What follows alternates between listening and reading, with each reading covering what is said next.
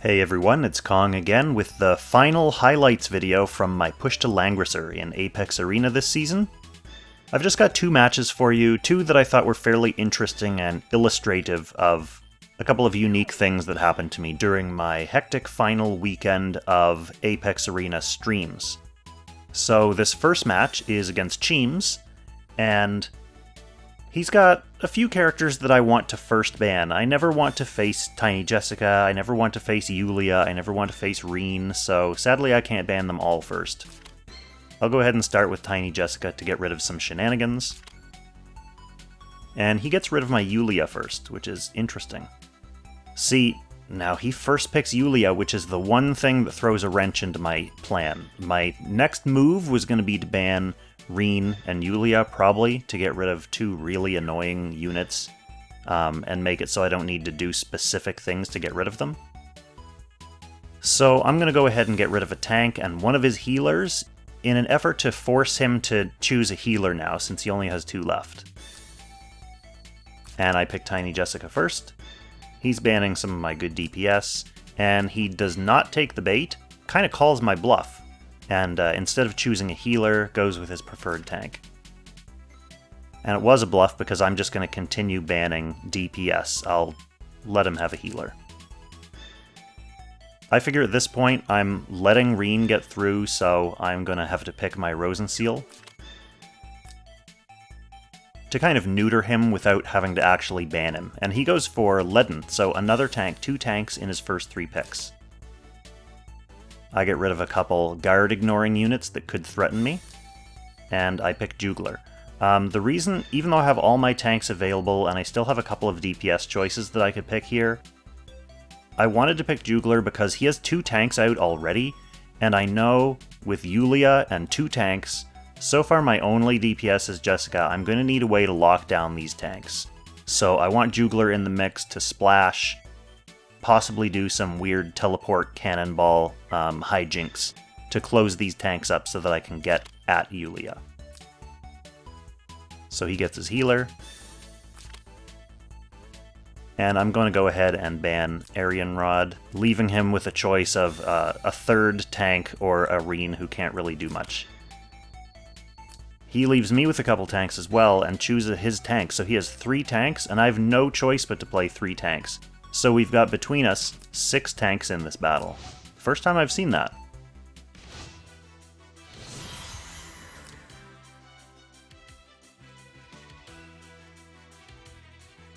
So here's how things look. He only has one DPS. Unfortunately, it's Yulia, who's very annoying to kill, and who can mix up my tanks. And then he has a bunch of tanks to protect her, including Leaden with a Kidnap, so he can displace and lock down one of my tanks. He also has an Act Again. The only DPS I have is Tiny Jessica, who can't ignore guard, so I'm 100% reliant on being able to shut down these 3 tanks somehow. I have Leaden, who can use his Kidnap skill to displace or lock down one tank, and I have Jugler with his Splash, who can do the job on another one. And then I have Landius here, who's kind of my actual tank. So I'm just going to let this play out for now. The first round, I'm really just trying to maintain position, get buffed up. I want to make sure that Jugler's not in a position that he will accidentally tank any attacks. Yulia can hurt him really bad. He's not here to tank, he's here to splash, get catapulted, shut down their tanks' guards. So I want to make sure that he's not put in a position where he's going to guard an attack for an exposed Leaden, for example. Landius is allowed to be in position here to soak up the attacks because I want Landius doing my tanking for me.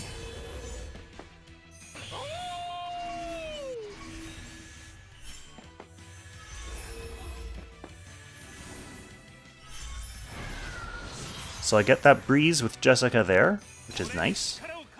And Cheems is fairly happy to charge right on in. He wants to, with all those tanks, he wants to really claim the middle and stake his positioning as early as possible.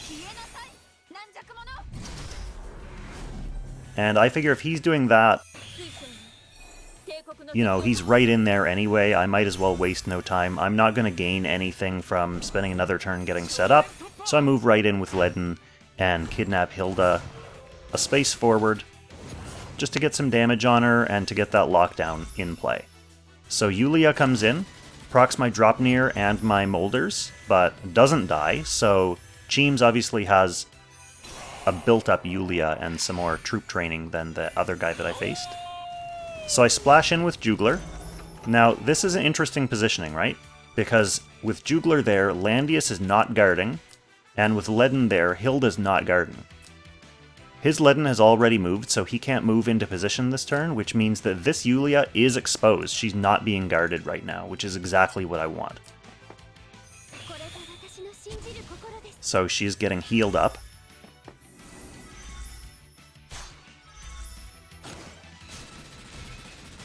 But my Jessica is able to take a life off.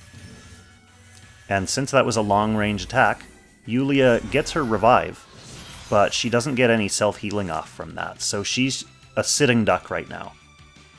Cheems has to find a way to get her guarded immediately, or else I'm going to be able to chip her down. So he does that by moving Ledden up and kidnapping Jugler away, which means Landius is of course now guarding his Yulia again. So I can't do anything without getting through this Landius somehow, and my option is to move my Ledden around. Now that only solves the problem temporarily,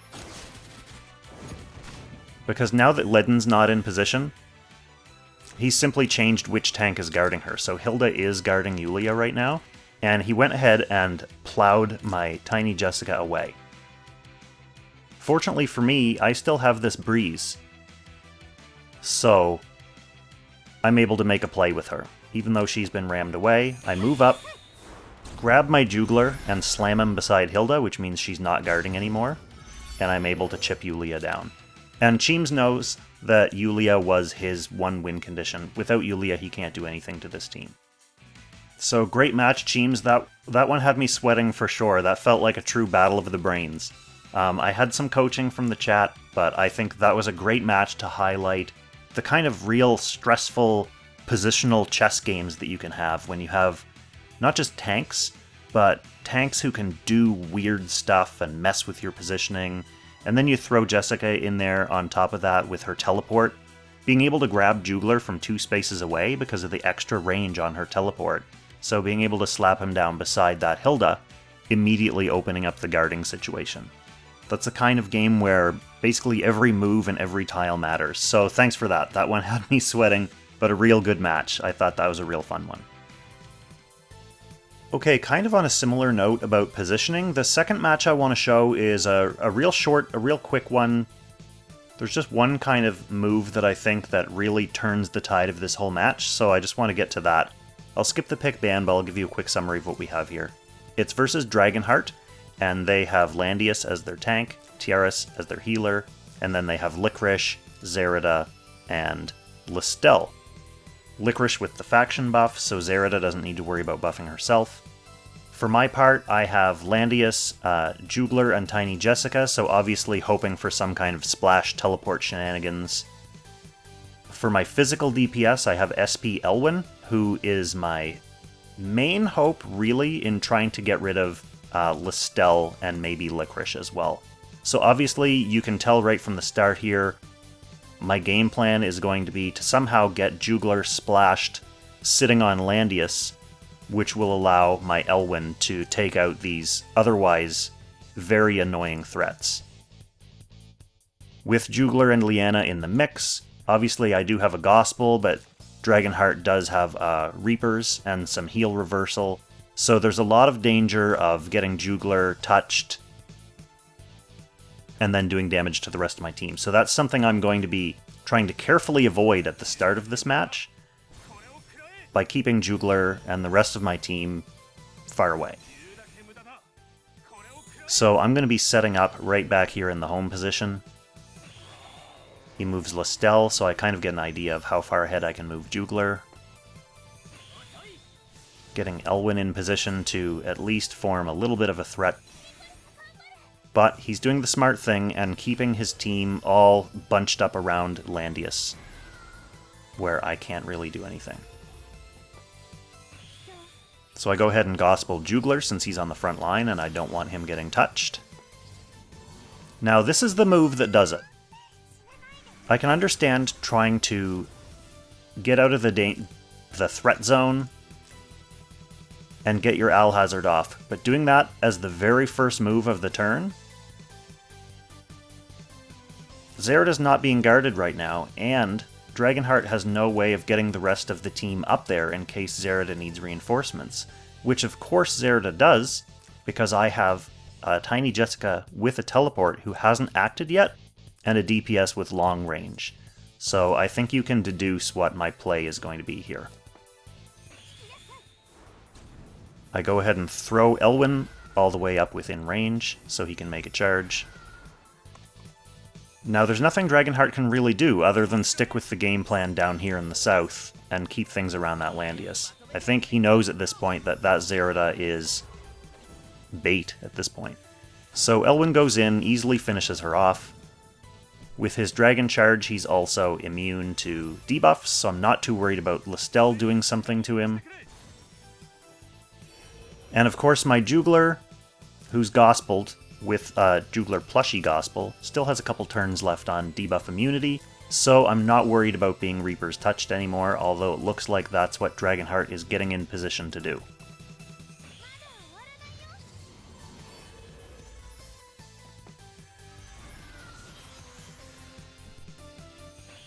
Sure enough, we get the touch that does nothing.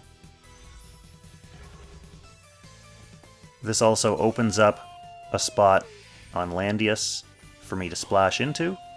So these squishy-ish magical units are now not being guarded. Licorice is going to go ahead and throw up some annoying terrain for me.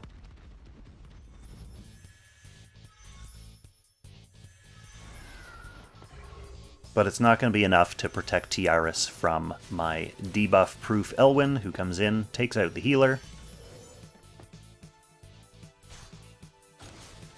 Jess comes in and takes out Licorice at long range. And at this point, I know it's basically over, so I'm just throwing everything I have at them. So I'll go ahead and act again, and then put some chip damage on Listel to get her ready for next turn.